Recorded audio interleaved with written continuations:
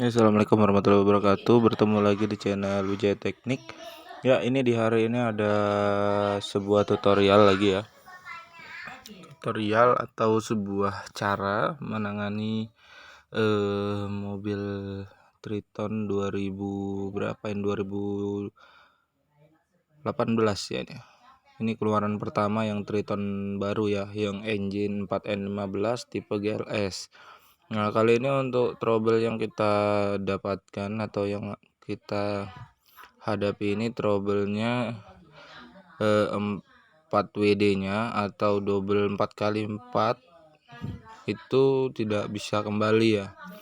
Jadi dia masuk double terus. Ini kita akan scan dulu. Kita akan scan menggunakan scanner andalan kita, produk dari Launch. Nah, ini terlihat ABS menyala dan indikator double.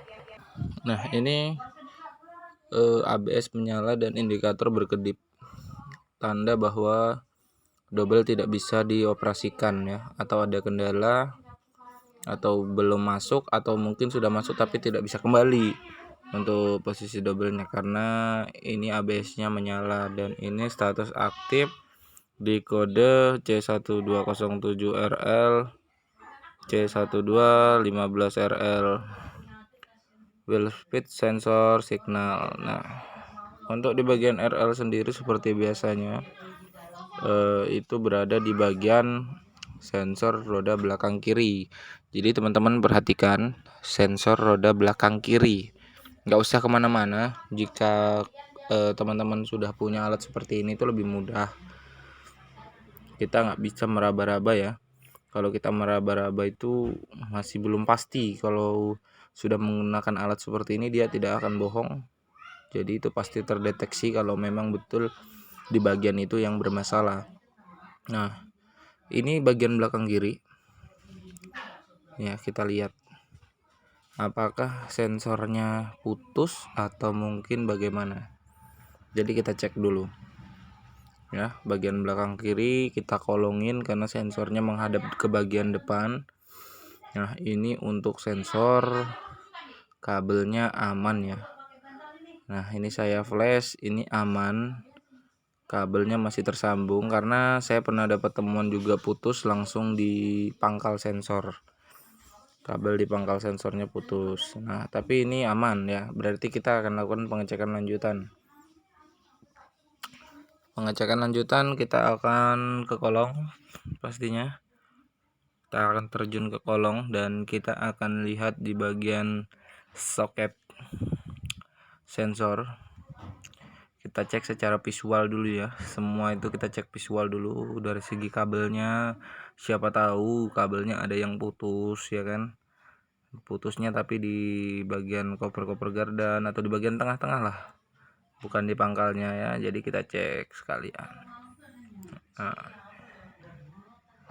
ya kita cek semua. Kalau memang aman, kita bisa lanjut ke arah soket ya. Nah, di soket ini kita harus buka. Kita cek, kita harus buka. Siapa tahu soketnya kotor. Nah, ini setelah terbuka kita cek arus. Jadi di salah satu terminal di situ ada dua kabel, di situ ada arus positif. Ya, di situ ada arus positif dan di sebelahnya itu tidak ada arus karena itu adalah output signal ya, atau signal yang keluar ke ECU dari ABS ya, modul ABS yang membaca kecepatan putaran rodanya. Nah, ini signal, ini power yang masuk ya. Itu harus ada power. Jika tidak ada power kita perlu cari kemungkinan ada kabel yang putus. Namun ini aman karena ditemukan ada power di salah satu terminal kabel. Nah, jadi untuk step selanjutnya kita harus menyediakan apometer, tidak dengan test pen lagi. Jadi kita menyediakan yang namanya apometer. Nah, ya Saya di sini pakai apometer Sanwa yang digital, jadi lebih mudah pembacaannya ya daripada menggunakan yang jarum. Tapi kalau ada yang jarum analog tidak masalah juga. Jadi kita menggunakan satuan ohmmeter seperti biasa. Video-video saya yang lainnya menggunakan satuan ohmmeter ya. Menggunakan satuan ohmmeter kita cek apakah tersambung atau tidak. Kita cek sambungannya. Kalau tidak ada sambungan sama sekali, dia nol semua, kemungkinan itu sensor sudah pastinya rusak ya. Entah mungkin putus di bagian tengah sensor kayak gitu ya. Jadi ini 0 tadi dicek ya. Terus saya skip tadi itu 0. Nah, kali ini sensor sudah kita ganti. Sorry tadi saya tidak merekod juga untuk pergantian sensornya. Jadi sensor sudah kita ganti. Ini masih mobil yang sama ya. Jadi sensor sudah kita ganti, untuk ABS sudah hilang. Nah, tadi ada kendala,